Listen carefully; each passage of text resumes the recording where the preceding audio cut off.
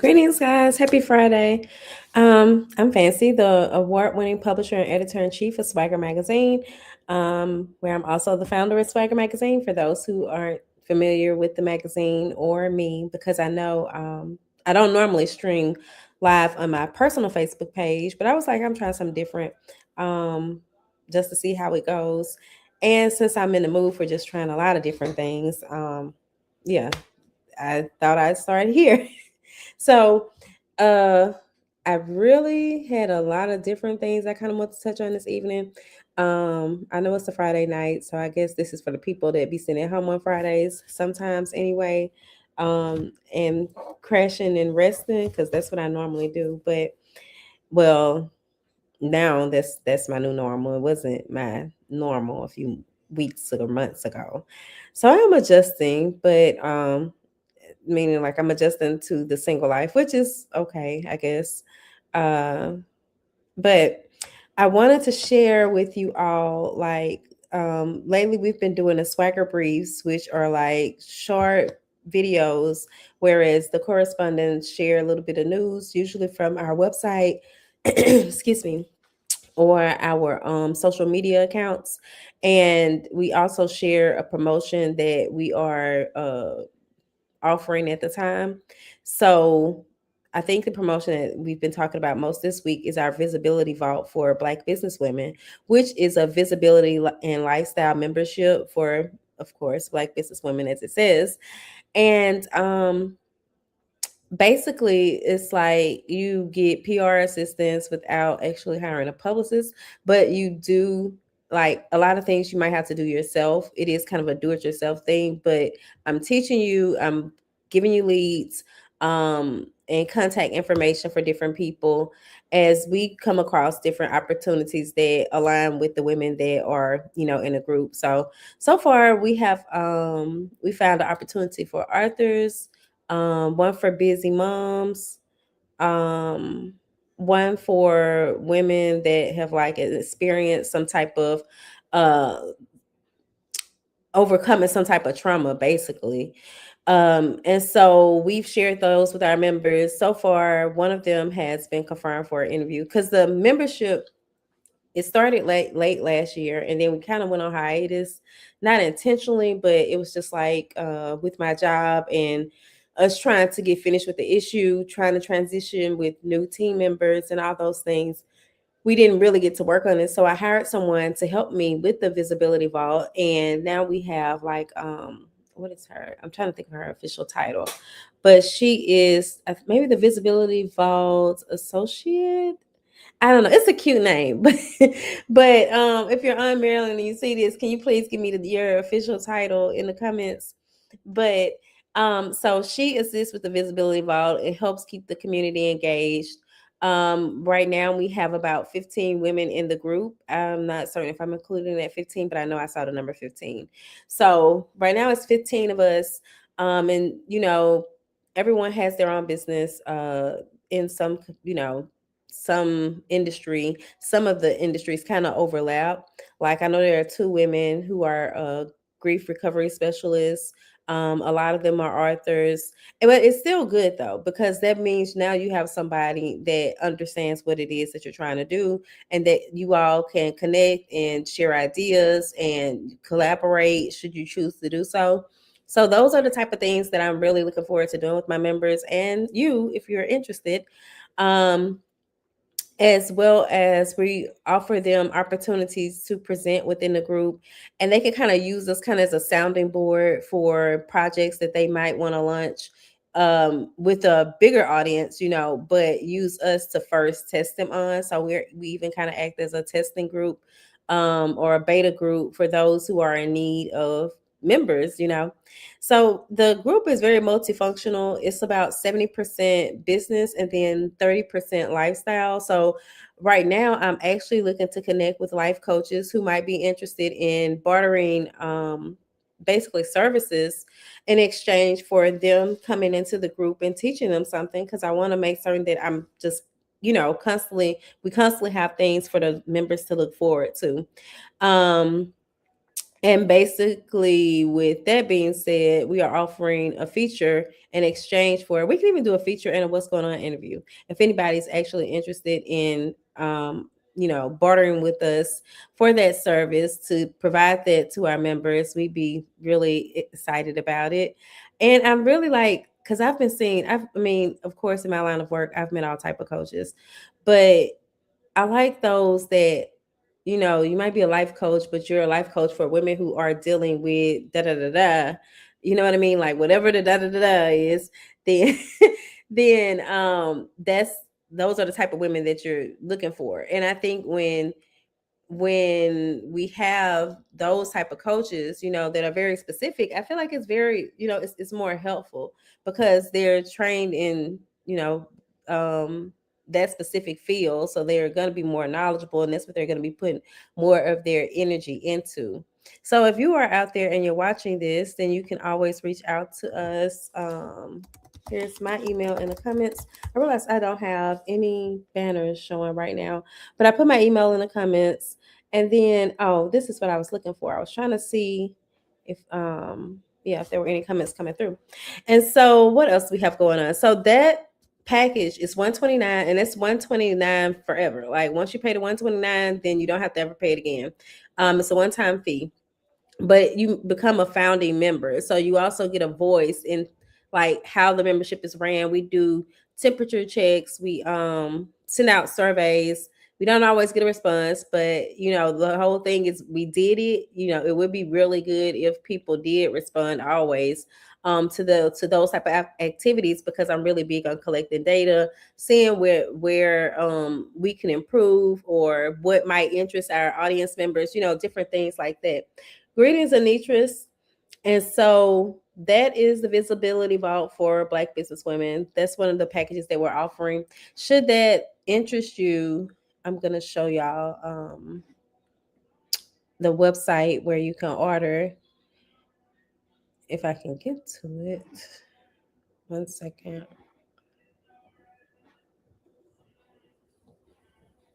Y'all can excuse my hair. I don't know. Some people like it, but to me it's funny because this is like the pre-hairdo, because I'm trying to get my hair crinkly, so curly. So this is not the hairstyle, but the people at my now former job kept telling me, "Oh, I like your hair," and I was like, "Well, what did y'all think of my hair before then?" But yeah, this is this is the membership package. I'm also put the link in the comments. But if you are interested in being a founding member of the Visibility Vault for Black businesswomen, we would love to have you. Um, and I just look forward to like just seeing the women grow and just being able to help them with their dreams and ambitions. And one was talking to me the other day, and it really got me to thinking, like I know that the work I do is I guess is needed. It's creative work. And so not always can I put it into words, or do people always understand what it is that I do, because it's more than just, sitting behind the screen or calling people or the news stations or whatever the case may be. It there is I think I actually have a deeper understanding of people, and that allows me to be able to really hone in on what it is that they're desiring, and then I try to help make that happen for them. And so um when she and I were speaking, it reminded me of that, and just it felt good, to like be appreciated by someone, for one, but also just thinking like of just seeing her grow. That was also a good thing, and just seeing the changes that I've seen in her lately, and just from what I know of her, everything just kind of was like, you know what, like, yeah, you not only am I growing, but it's also good to see somebody else growing as well. So that's kind of how I think about things. But not everybody is as open, and I'm still getting to know the members, and they're still getting to know me, although a lot of them I have known for years, but not closely. I guess that's the best way to put it. You know what I mean? um And so, because I used to be more behind the scenes, as many of you all may know, with the magazine, now that I have come more into the light, I guess you would say, um, and that's really because I needed to. But I understand what it's like for women that are like, oh, I want to be doing this, this, and that, but I don't want to get in front of the camera, because I used to be the person that used to hate to get in front of the camera. And it's not like I now love the camera, but I'm just like, you know what, I do okay with this, and so I can do this, and that's what I want other women to see as well. They can do this too. And I know people talk about like the faceless videos. I have nothing against those at all. If I really could do that, but I'm like, you know what? I could also put my face to this, and still I think be successful with it. And maybe that's just me thinking that, but so far, we have grown. I don't know if you all saw, but we are the number, how do you put this? Out of the top 45 Black magazines, Swagger Magazine ranked number 9 on FeedSpot. So I don't know if you all saw that, but we did share a post about it. But I thank everyone for their support, because we, of course, would not be number 9 if we didn't have the support and the love of the community, and I appreciate that. So, what else was I going to tell y'all about? I think that's kind of it. I have been kind of sharing a little bit of my personal journey, um, just on my personal page. And then I don't know if Jarmel has been sharing the post on the Swagger page or not, but today was my last day as an educator. And I have like cried most of the day, just because, it's kind of crazy because, I've been wanting to uh, just do my business full time for a long time.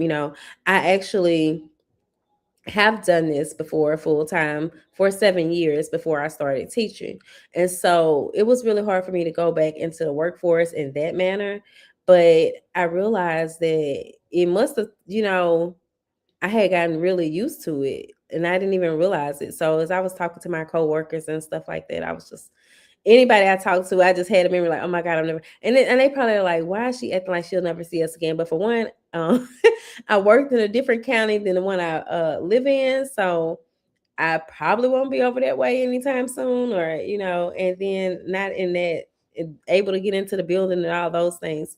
So it really was kind of like the last time seeing some people, but um and then at the same time, it's weird because I never really got close to the people at my job, but I feel like we always treated each other kindly. I will say that.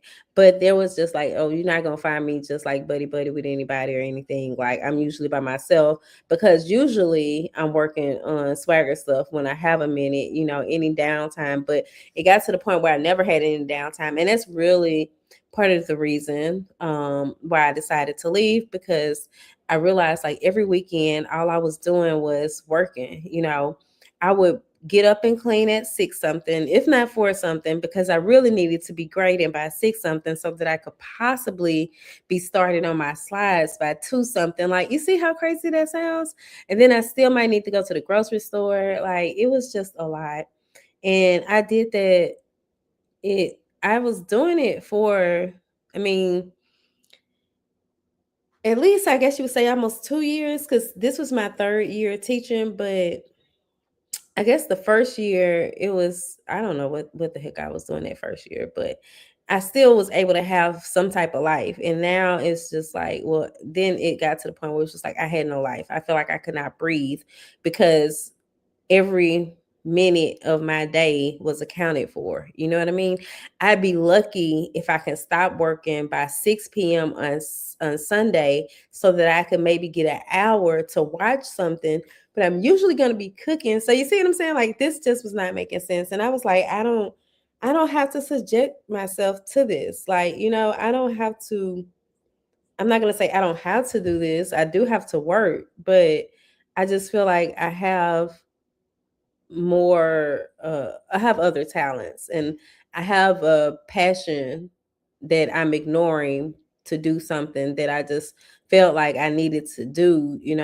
And at the time I really did need to do it when I first started teaching, but um I'm just like, it's just not the same. And when we would look at data every day, it just really made me feel like a failure, to be honest, because I didn't feel like I was seeing any real growth with my students. And a big part of that was because a lot of them were so far, like, their levels and then their grade levels were just so far apart. It didn't make sense. And so, like, they missed so many foundational steps. And I don't know if it's because of the pandemic. I'm guessing that's a part of things.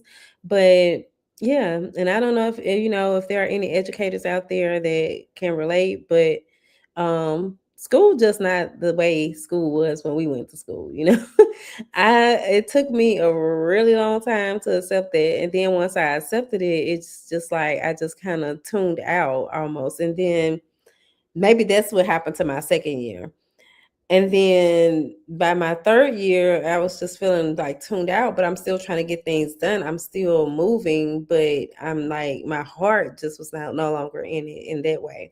But I cried with my students though too, and they were just so sweet. And they just, they did little things that just, it really did let me know they cared, which I thought was funny because usually I'm having to get onto them about something, but so many of them, just were like, oh, can we get a picture with you? Or can I just get a hug before you go? Like, oh, you can't leave us. And I'm just like, oh my God, like, don't do this. So every time I had to tell each class, I would start crying. And they were just so kind though, and that's nice to see in they are twins, because today's kids can be really whatever, but they had a softer side to them, and they revealed that. And just the different bonds I had with each of them, and I'm about to cry again, Lord. Just the different bonds I had with different students, that really meant a lot to me. And a part of me, it really gave me an idea that keeps coming to mind, but I don't know. I have so many things that I want to do though, and that's the I guess the sweet part of this, because there are so many things that I want to do, so many projects that I want to work on, um, and get together and just, create and write all those things. And I knew I could not do those things if I still was, teaching. I've never had a time. And I have always said I wanted to live a full life as a woman. You know, I don't know, Maya Angelou mentioned it in some book or something. And to me, that has just always been my goal. And there are moments in life when I just kind of look over my life, I guess, do like a life audit, and I'll realize like, hey, I'm not happy in this situation. I got to do something to change it. And so, for those who know me, I will make a big shift if need be, because I do believe in happiness. I believe it exists. I think that I've even experienced it at times, but I'm so always thinking or always in my head that I can't enjoy those moments. And so, um, those are still things that I'm working on. But all the same, I am free, y'all. Like, I'm really free now. I pray that y'all buy some stuff. Cause I'm like, I'm free, but life is not free. So, as I was sharing with you all, that we are still offering the Visibility Vault for Black business women founding member package. It's called the Ascend package. So you all can check that out. The link is in the comments. And then, is there anything else I need to let y'all know? We also have our travel books. We have new travel books. Oh, I don't have my other ones over here. All right. 1 second.